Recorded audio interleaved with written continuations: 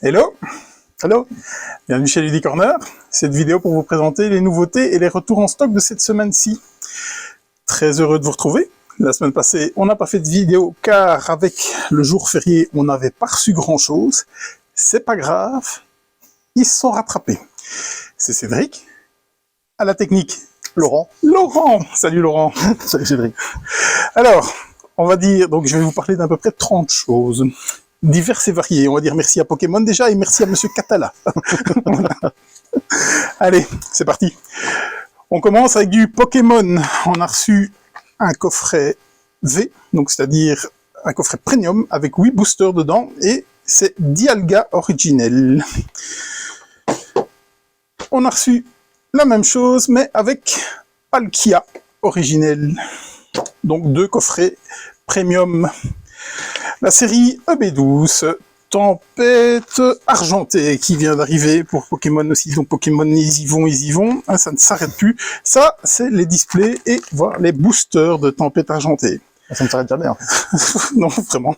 Ils sont très productifs chez Pokémon. Hein, donc, ils ont un calendrier à respecter. Et à mon avis, celui qui a fait le calendrier, il s'est pas rendu compte qu'il avait doublé ou triplé les quantités.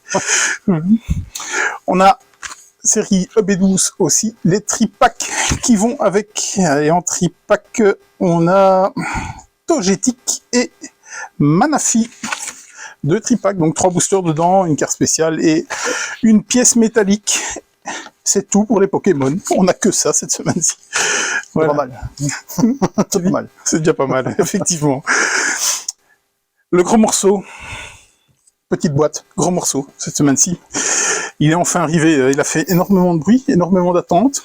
Splendor Duel, ce qui nous a fait ça, s'il te plaît bien. Évidemment Marc-André comme le premier, mais cette fois-ci accompagné de Bruno Catala, évidemment. Ouais, ça me fait penser pas mal ce soir. Ça me fait penser à Seven Wonders Duel, hein, donc clairement. Voilà. On l'a testé. Non, on nous l'a fait expliquer. C'est ça. Au début, j'étais très sceptique. Hein. Quand on nous annonçait un Splendor Duel, on se dit pourquoi?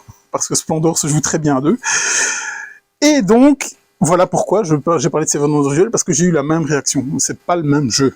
On est dans l'univers, mais sans être dans le même jeu. Hein. Donc la prise de jetons est différente. 3 voies pour gagner. Ça, j'ai trouvé ça bien, comme parce que dans Splendor, il n'y en a qu'une. Donc là, vraiment, on rajoute de la complexité. On va aussi pouvoir offrir via certaines actions des bonus à ses adversaires. Ça, c'est plutôt pas mal.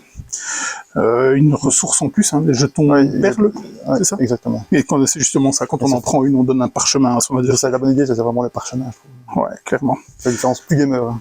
Plus gamer. Oui, clairement. Donc, je ravise en disant, je voyais pas pourquoi, mais là, je pense que c'est pas mal. Non, clairement. Si on est 2, autant prendre celui-là, clairement. Je pense, oui, effectivement. Maintenant, l'autre restera sur les étals et restera un classique de toute façon, quoi qu'il arrive. Hein, donc, il est installé dans le temps, on en vend toujours autant.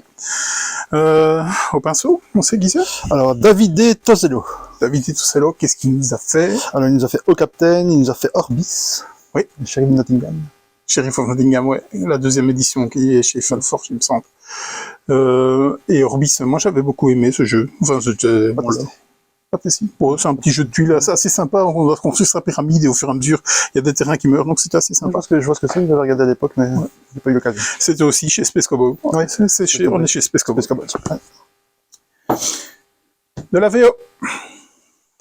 Monsieur Rosenberg, la sortie des scènes, à Tiwa. Donc, qu'est-ce qui nous a fait ça? Je viens de le dire, c'est très bien. Rosenberg, bien sûr. Voilà, Rosenberg. Qui d'autre? Oui, Pinceau. Alors, Pinceau, Andy Elkerton. Ok. Je ne connaissais pas, qui a fait Gingerbread. Ouais, ok. Je ne connais pas plus non plus. Moi, je découvre avec toi, je t'avoue. Hein. Ove Rosenberg, par contre, pas besoin de... Ouais, voilà, Monsieur Alerto. Moi, j'aime beaucoup Alerto de lui. Moi, j'aurais dit Monsieur Agricola, mais... Oui, bien sûr, Agricola ou Caverna. Caverna. Moi, je suis plus Team Caverna. Ouais, je suis plus Team Caverna aussi. Atiwa, on l'a joué. Ensemble, du coup. On l'a joué ensemble. C'est pas mauvais, mais moi, ça m'a un peu fatigué, quoi. C'est toujours ces chauves-souris à déplacer, ça m'a... J'ai eu l'effet Terraforming Mars où je ne faisais que manipuler. Sinon, le jeu lui-même était assez plaisant, c'est du placement d'ouvriers. Tout à fait. C'est du pur Rosenberg, mais avec pas le même petit goût que les autres, je trouve. Il a sa propre identité. Même si on reconnaît évidemment la patte de Rosenberg, c'est l'éthique de Rosenberg. mais il est un petit peu différent. C'est aussi un milieu de gamme, on va dire. Oui, parce que c'est pas d'expert. Non, j'en suis sorti moins fatigué que ces grosses machines qui peuvent faire, même si c'est jamais trop complexe, mais au moins il n'y avait pas 200 000 actions. Il y en avait quand même. Oui, quand même pas mal. Hein. Il y a quand même pas mal. Donc, on l'a testé à 4, je pense que, voilà, à part pour la longueur, pour la concurrence, je pense que... Oui, on a fait moins de 2 heures, il me semble, non? Oui, je pense. Oui, quelque chose comme ça. Ils annoncent 30 minutes par joueur. Ben voilà, en première partie. C'est en plein dedans. Donc, mais ça s'adapte aussi à 2 et 3, puisque le plateau central est modulable, entre guillemets, pour les différents nombres de joueurs. Ouais. Donc gestion de ressources, la ressource qui est les chauves-souris. Par contre, ce qu'on peut lui laisser vraiment, c'est le thème qui est pas mal présent. Le petit côté écolo. Ouais, mais beaucoup aidé peut-être avec la forme des meeples aussi. Aussi, tout à fait, oui. Voilà. Paradoxe, on reconnaît très fort Rosenberg et en même temps, il a son petit goût bien propre à lui-même. C'est de la VO. VF sûrement. Hein. VO, à part la règle. Oui, bien sûr. On peut y aller sans problème. Je me demande qui pourrait localiser ça, parce que Funforge, je sais pas. Ça va être plus compliqué. On verra. C'est sûr. Star Wars, Clone Wars, un Pandemic System. Qui est-ce qui nous a fait ça, s'il te plaît? Alors, c'est Alexander Ortloff, qui était connu ou pas d'ailleurs pour la version de World of Warcraft Pandemic. Ouais, voilà. La fameuse. Exactement. Et au pinceau, c'est Atta Kanani, si j'ai bien prononcé, sinon je m'excuse. Okay. Qui a travaillé sur Unlock notamment, Century. Oui, sur Century, oui, qu'on voit de temps en temps réapparaître. On espère que ça retombe chez nous, qui lui est bien meilleur que Splendor, on peut le confondre. Voilà. Du coup, on parlait de Pandémie Star Wars. Et donc, voilà, moi je suis déjà un fan de la série Pandémie. Donc, Star Wars, j'aime bien, mais sans plus. Il paraît qu'il est vraiment très bon, comparé à World of Warcraft, où lui, il était nettement tendancieux. Donc, on sent bien la pression de l'Empire, visiblement. Donc, je n'ai pas testé, mais on m'a dit que les échos sont positifs, en tout cas. Ouais. Au niveau de la charte graphique, on fait pas ce qu'on veut avec Star Wars, donc voilà. Ça ressemble à un autre plateau Star Wars. Ça ressemble à un autre plateau Star Wars. Rébellion notamment, je trouve. Oui, parce qu'il y a toutes les planètes, l'excellent Rébellion, l'excellentissime Rébellion. Donc oui, parce qu'il y a les planètes et tout. Donc visiblement, on est une entrée de gamme dans Pandémie apparemment. Donc le système dirait que. Et je dirais bien que je l'essayerai ce week-end, mais non, je n'essayerai pas ça ce week-end. Les accessoires, l'insert officiel, parce que Foldit ne fait pas souvent des inserts officiels, c'est l'insert officiel qui a été vendu avec les Lacrimosa ASN. On ne va pas s'étendre sur Lacrimosa. Chacun son point de vue. Voilà. Maintenant, attention, 2 millions. C'est un contrat qu'ils ont avec des vires, je pense, parce qu'ils en avaient déjà fait pour Bitoku.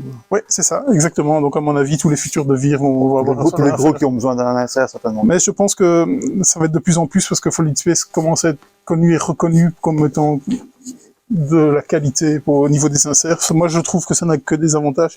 Je l'utilise. Il y a pas mal de boîtes qui fabriquent des inserts qui de plus en plus passent des contrats. Il y a iRaptor aussi qui avait fait ça. Ouais, notamment, par exemple, pour Pax Pamir. J'en espère un pour John Company, évidemment. Oui. Et petit message, s'il nous écoute, il nous réécoute, il nous regarde absolument pas. L'insert de Feu d'Homme. À chaque fois que j'ai un échange de mails avec lui, dis, tu ferais pas l'insert pour Feu d'Homme? Non, ils ne me répondent pas. J'en ai besoin aussi. Hein. J'ai la moitié de l'insert. Oui, c'est pourtant un jeu complet. Du Warhammer, du Age of Sigmar est arrivé, et c'est Slave to the Darkness, et c'est l'Army 7. Donc là-dedans, vous allez avoir plein de figurines. Je me demande même s'il n'y a pas le codex à l'intérieur de ça. C'est du Warhammer. Dans les accessoires, je vais essayer de pas trop faire de bruit avec le micro. On a reçu des pièces métalliques pour Sleeping Gods. Alors c'est bien, parce qu'il n'y a encore rien qui est arrivé de Sleeping Gods. J'allais dire, où est Sleeping Gods? Où est Sleeping Gods? Il arrive, j'espère. On a les pièces, c'est déjà pas mal. Au moins, vous pourrez commencer à vous dire, ok, ça arrive. Azul, maître chocolatier. Alors, qu'est-ce qui nous a fait ça, s'il te plaît? Évidemment, Kissling. Évidemment, La moitié de Kissling et Kramer. La moitié de Kissling et Kramer. L'illustre. Oui. Alors, il nous a fait plein de choses, évidemment, notamment avec Kramer, évidemment. Tikal, Gueulnois, Maharaja. On pourrait passer la soirée à... Oui, clairement. Il en a quelques-unes. Hein. Mais c'est vrai que celui-là, c'est un de ces derniers très connu, on va dire. Devenu presque synonyme. Oui, c'est ça. Hein. Donc, on est vraiment sur la version, le premier opus d'Azul, qui a fait que. Et tu me disais que l'original, oui, qui a fait la renommée d'Azul et qui fait qu'Azul est un classique. Et tu me disais qu'il avait une petite particularité parce qu'on est à 99% sur le même jeu au niveau des tuiles pour la prise des carrés de chocolat. Il n'y a pas d'illustrateur pour celui-là? C'est Chris Williams. Chris Williams, aussi un grand nom, il me semble. Ouais. On va reparler je pense, une ou deux fois. Ouais. De mémoire. Donc les maîtres chocolatiers. Ouais, si vous n'avez pas le premier Azul. Oui. Même si vous l'avez d'ailleurs, hein, pour les fans de chocolat. Oui, pour les fans de chocolat. Attention les dents. Donc c'est chez Next Move.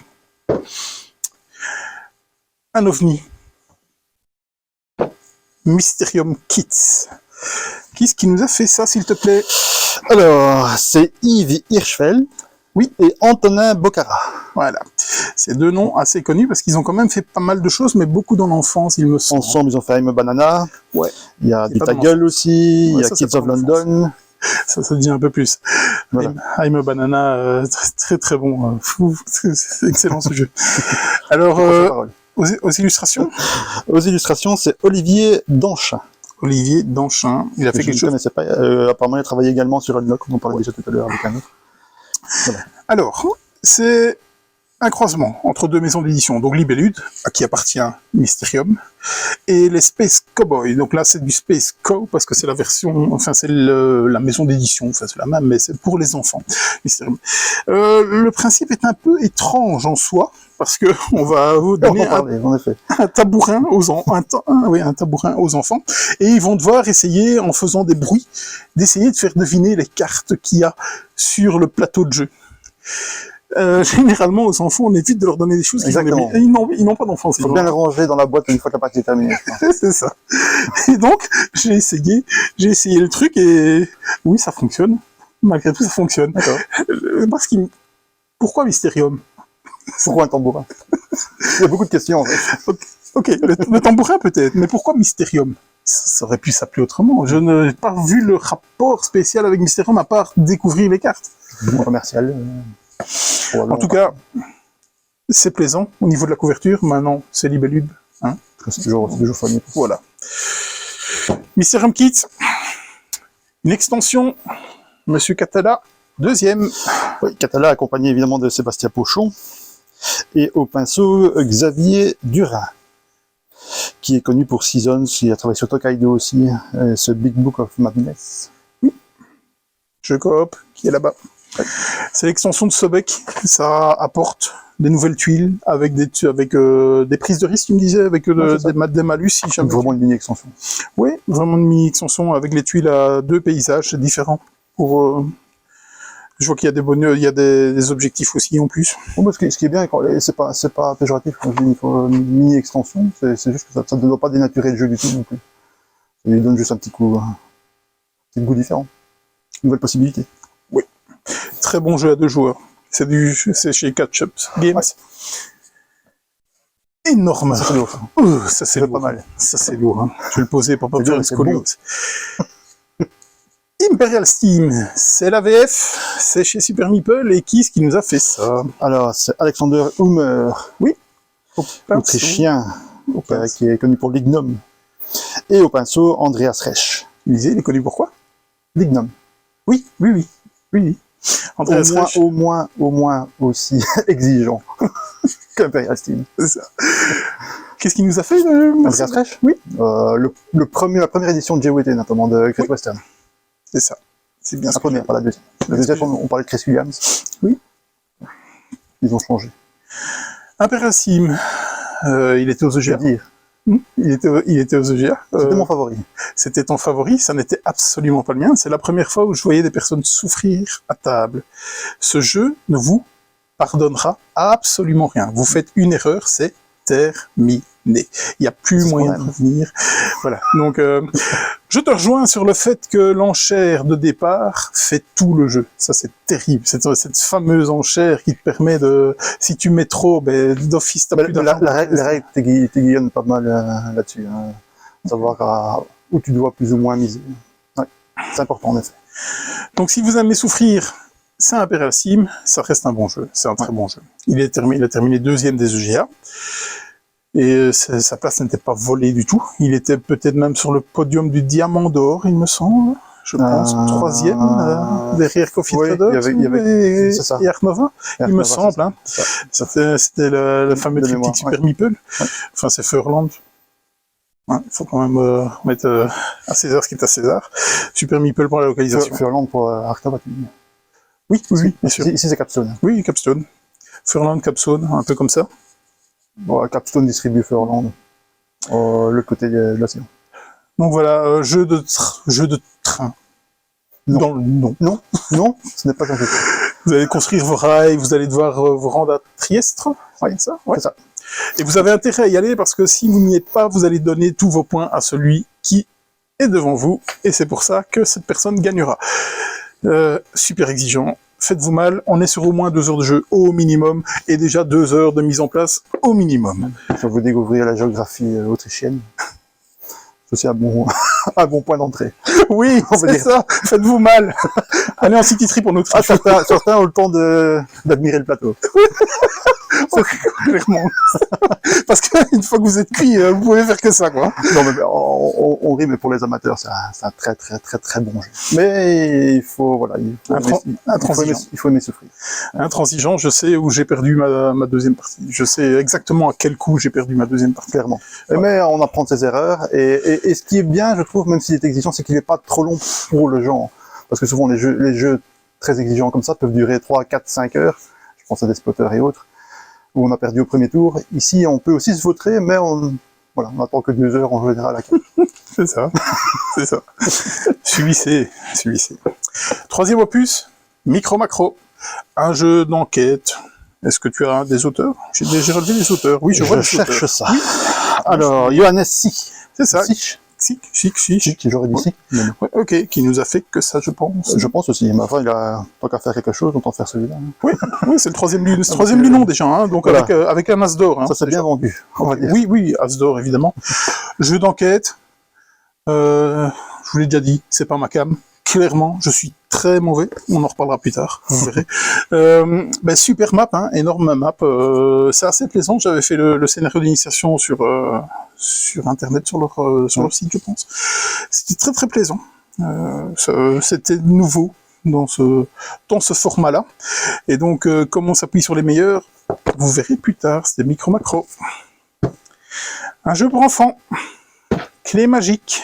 Qui est-ce qui nous a fait ça, s'il te plaît? Alors, Arnaud Steinwender et Markus Slavicek, si je prononce plus ou moins correctement. Ok. Voilà. Alors, Arnaud Steinwender, il a travaillé avec Pfister sur Cloud Age, apparemment. Oui. Je ne le savais pas, avant aujourd'hui. Source BGG. Source BGG. Et alors, Starlink également, avec le même duo d'auteurs. Et au pinceau, il s'agit de Camélia Perrou. C'est mignon. Oui. C'est un jeu pour les enfants. C'est du 5+, mais maison d'édition, nouvelle maison d'édition, je pense, Happy Baobab. C'est du 2-4 joueurs pour des parties de 15 minutes, évidemment. Pour des enfants de 5 ans, c'est compliqué de tenir l'attention un peu plus longtemps. C'est plus un stop ou encore. Le matériel est de grande qualité. Et où vous allez récolter des clés, donc vous allez continuer pour essayer d'ouvrir un coffre-fort, et il n'y a qu'une clé qui ouvre le coffre-fort. C'est très plaisant. Mon grossiste, on a fait un tour avec mon grossiste qui est venu me le présenter. J'ai trouvé ça très très sympa. Le matos est dingue. Vous jouez dans le plateau. La boîte, c'est 25 €. C'est pas cher parce qu'en plus, c'est un grand format de boîte. Hein. Oui, vraiment. Et t'as plein de clés. T'as un coffre à diamants. Je sais pas comment ils ont fait leur compte, mais respect. Voilà, vraiment. Surtout l'heure actuelle. Oui, clairement. En plus, il est pile poil dans le bon timing. Saint-Valentin, Saint-Nicolas, Noël. Saint-Valentin, Saint-Valentin, avec les clés. Il faudra mettre autre chose dans le coffre pour madame. Il faudrait commencer quelque part. Des clés magiques. C'était Clés magiques. énorme truc aussi qui est arrivé. Un Grosse attente. Là. Kickstarter. J'ai pas encore eu le temps de le tester, donc... Pour moi aussi, grosse attente. C'est Pilgrim. Qui est-ce qui nous a fait ça? Alors, c'est Nick Case. Oui. Qui est connu pour NIMBY, mais surtout pour Tales of the Northlands, Saga of Nogging the Dog, qui était l'adaptation en jeu d'un dessin animé anglais des années 50-60. Très très connu en Angleterre, beaucoup moins chez nous. Mais pas pour moi en tout cas. Voilà, c'était une grosse boîte, un format à la Lacerda, un gros jeu, même s'il y avait une version familiale. Donc j'étais particulièrement impatient de découvrir, parce que si le jeu n'était peut-être pas exceptionnel, il présentait suffisamment de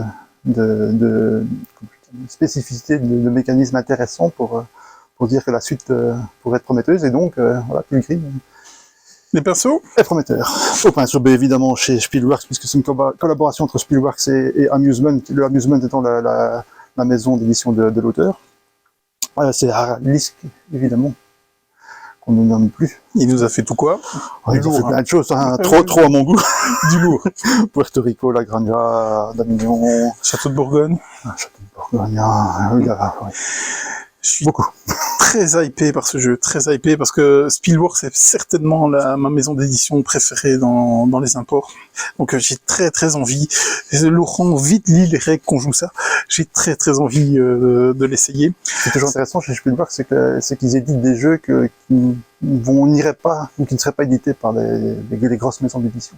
Et c'est souvent des prises de risques plus importantes. Souvent des cartons, hein, je pense. Ouais, c'est des petits tirages aussi, donc... La Granja, exceptionnelle, j'adore. La Granja, toi moins, je pense, mais... Si, ok. Si, j'ai beaucoup aimé. Pas mon Spielworks préféré, mais très bon jeu. C'est le jeu ASN qui m'a fait le plus de kilomètres, qui m'a fait faire le plus de kilomètres. À savoir que... Surtout qu'il n'était pas là. C'est surtout pour ça. C'est pas à savoir que Monsieur Woolley, manque de chance pour lui, l'attendait. Et donc, quand je suis arrivé mercredi, il m'a dit reviens jeudi matin, reviens jusque jeudi samedi, soir. il y avait de l'espoir. Jusque samedi, il y avait de l'espoir, jusqu'au moment où il a payé un billet d'avion à Nick Case pour qu'il vienne en urgence avec son proto, parce que c'était la seule copie disponible, le pauvre, et je pense qu'il les a reçus le mercredi, 2 jours après SN. Donc là, c'est vraiment pas de chance pour lui, il y avait des affiches partout, et il n'y avait pas le jeu, mais Nick, c'est arrivé. C'était une grosse attente. Samedi, oui, pour ma part aussi, j'aurais tellement... Par contre, voilà, mention quand même aussi à Spielworks et Amusement, c'est que pour les personnes comme moi qui avaient demandé un pick-up SN, donc qui n'avaient pas payé de frais de port, le jeu sera, parce que je l'ai pas encore reçu, sera envoyé gratuitement. Ça, c'est à souligner, surtout encore une fois à l'heure actuelle. Oui, clairement, surtout à l'heure actuelle, et surtout pour une petite maison d'édition. C'est ça, exactement. C'est pas anodin. C'est pas anodin. Donc il pourrait dire on se rattrape avec 1000 jeux, mais Spielworks ne sort pas 1000 jeux par année, et tant mieux, vraiment. En général, c'est 4 par an chez Spielworks. C'est déjà pas mal. C'est déjà pas mal, Ouais. tout à fait.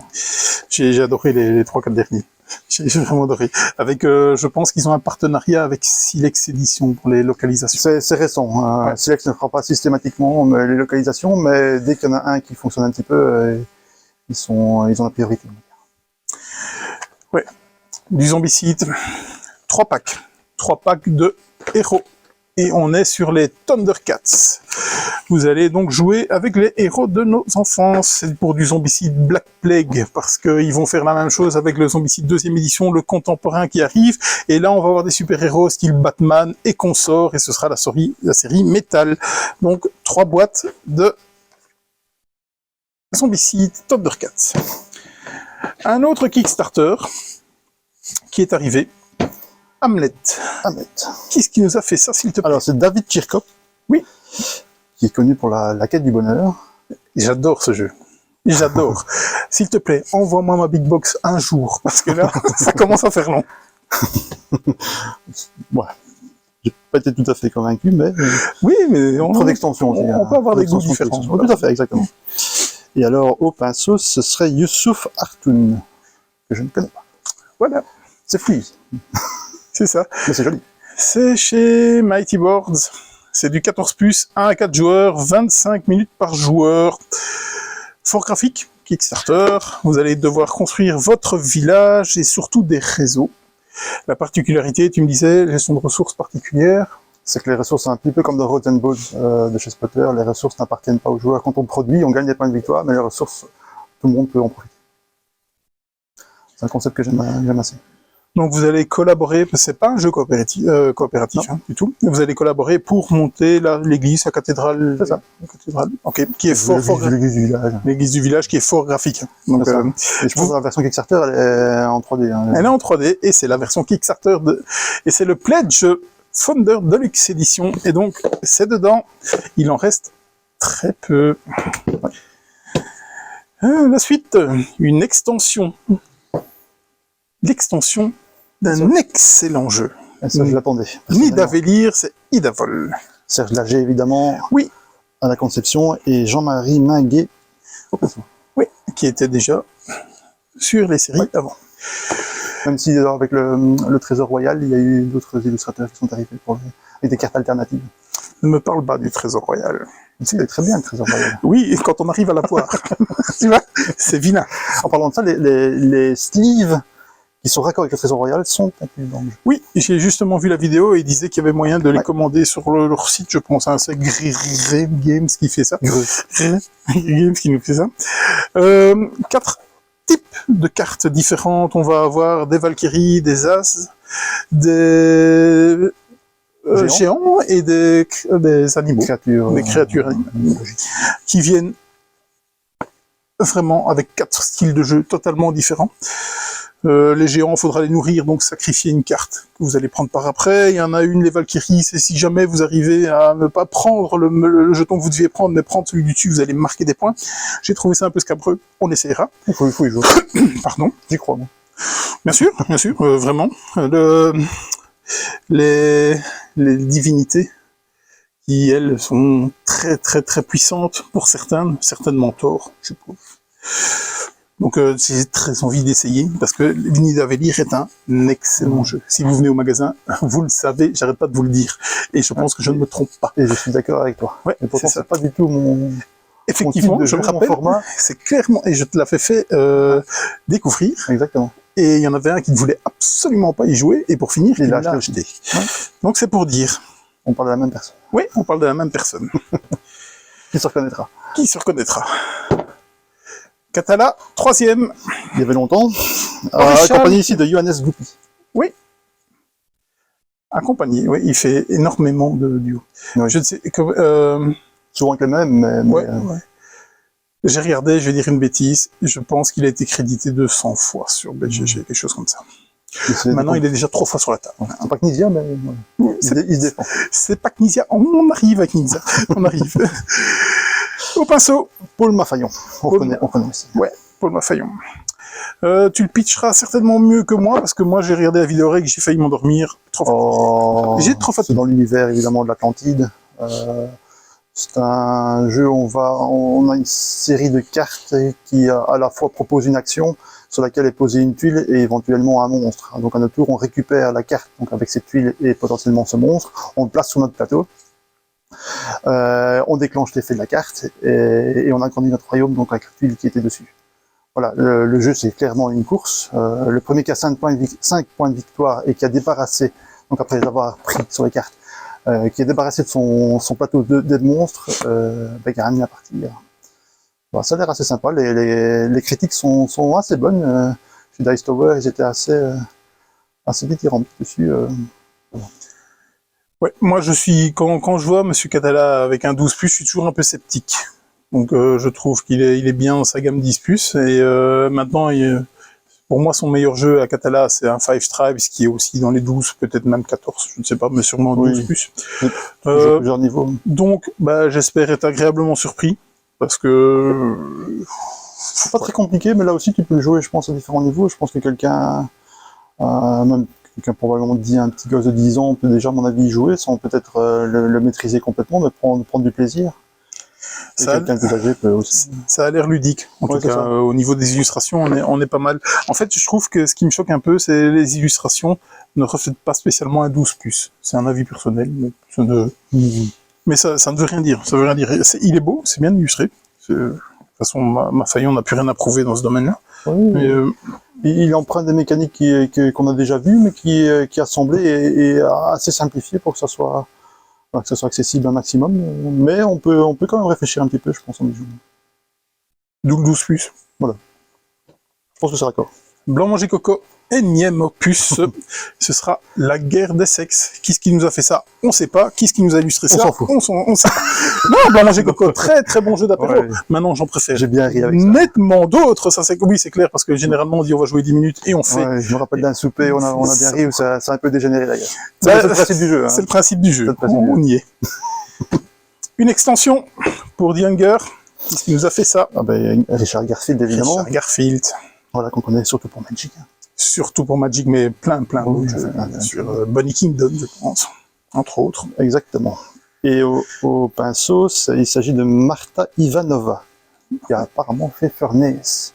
L'excellent Furnace. Très bon Furnace. J'adore Furnace. Peut-être pas juste excellent, mais très bon. Les hauts fourneaux en français, Et au fond, chez la boîte de jeux, qui revient. J'ai pris le mail de mon grossiste aujourd'hui. Il est là, c'est cool.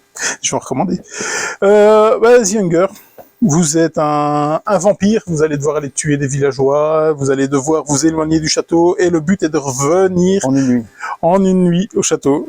Ouais, c'est ça. Sauf que là, vous allez être face à plein de créatures pas cool, qui vont vous mettre des bâtons dans les roues. Chasseurs de vampires, loups-garous et autres. C'est ça, c'est ça. Donc, j'avais joué à The Hunger, j'avais trouvé ça un peu long, on l'avait joué à 5, certainement pas sa meilleure Il configuration. divise assez bien. J'ai pas joué, donc je ne peux rien dire. Mais quoi? Il divise assez bien. The Hunger, je parle pas d'extension, je parle du jeu. J'ai trouvé ça assez malin, c'était pas mal fait. Voilà. C'était chouette. Il y a certains qui adorent, d'autres qui détestent.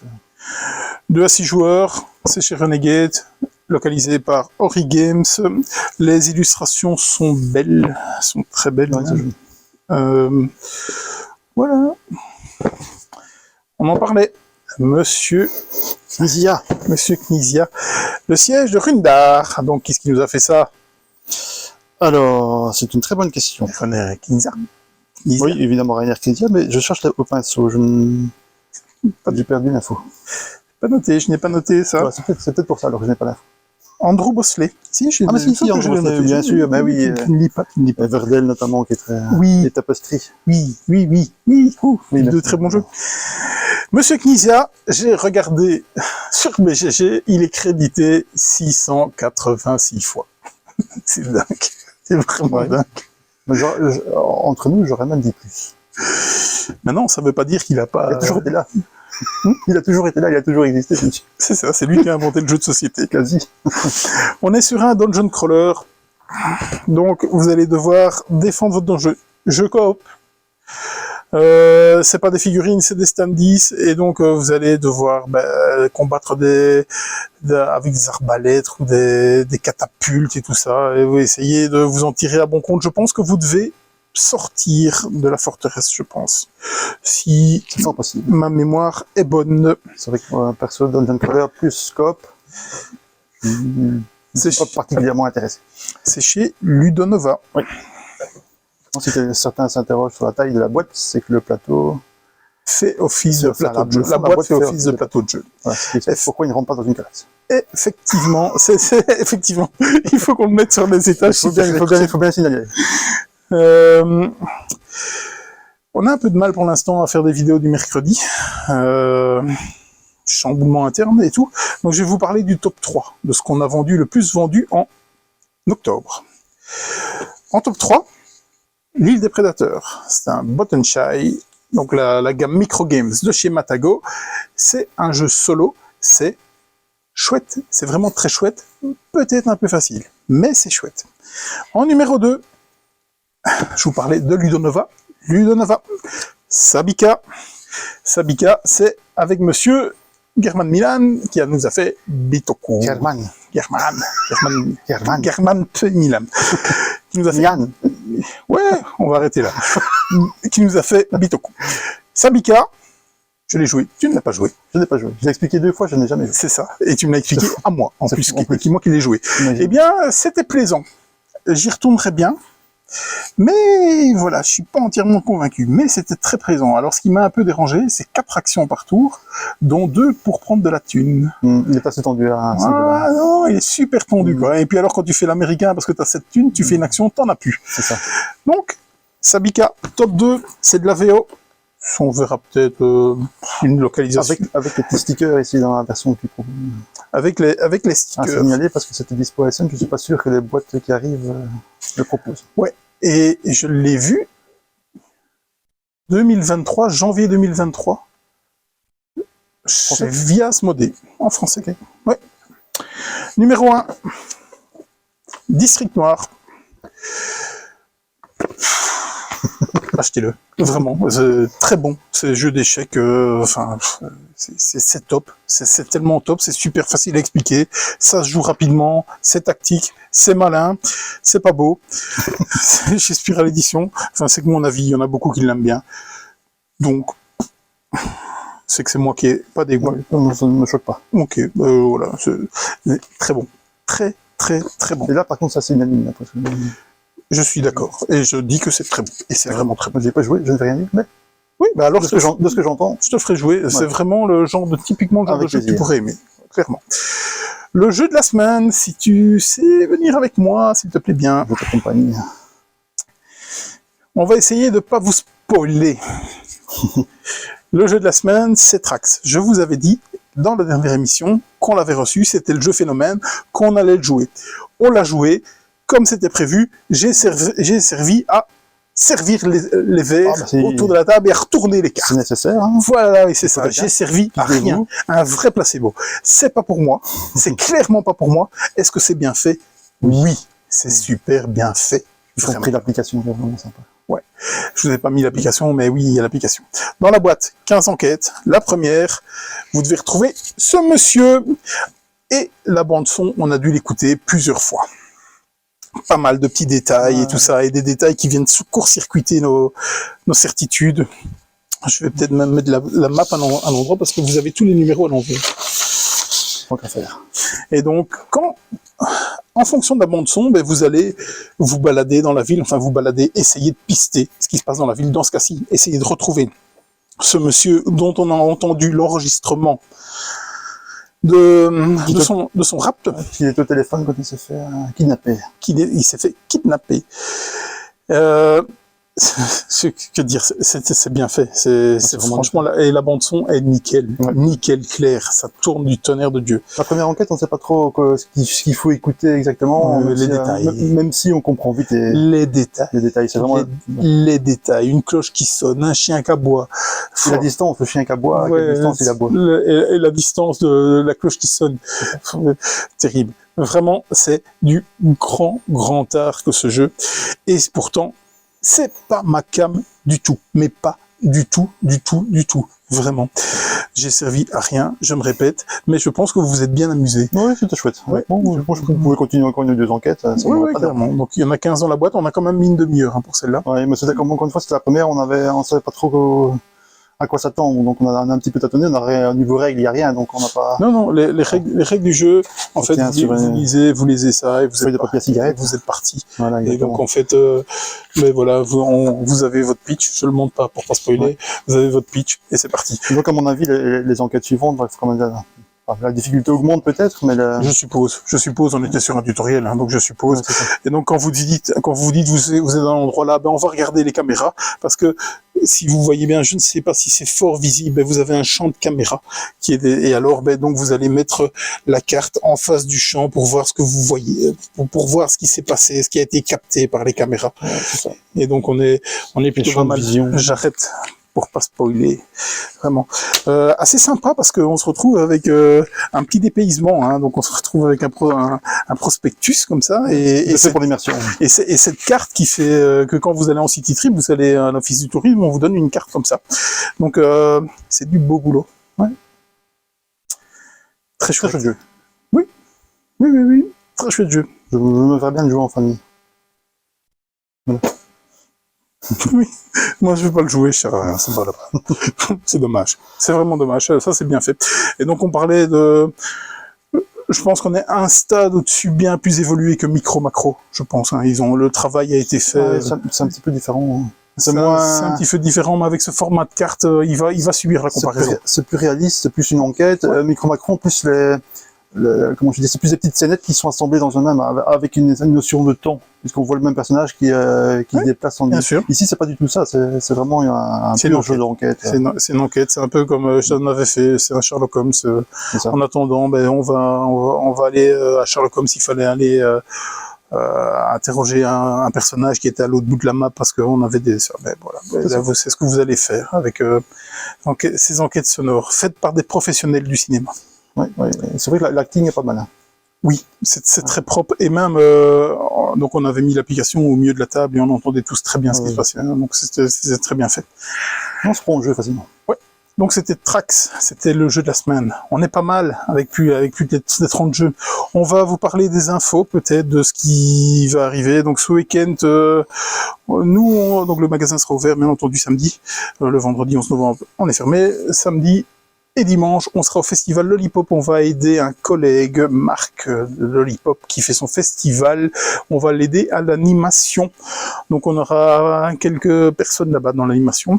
S'il sera ici au magasin pour tenir le magasin. Et nous, on sera Lollipop. Moi, je dois expliquer Dune Imperium. Je dois expliquer Galileo. Je dois expliquer Ultimate Railroad. Je suis en backup sur Bitoko et sur Terraforming Mars. C'est un beau programme.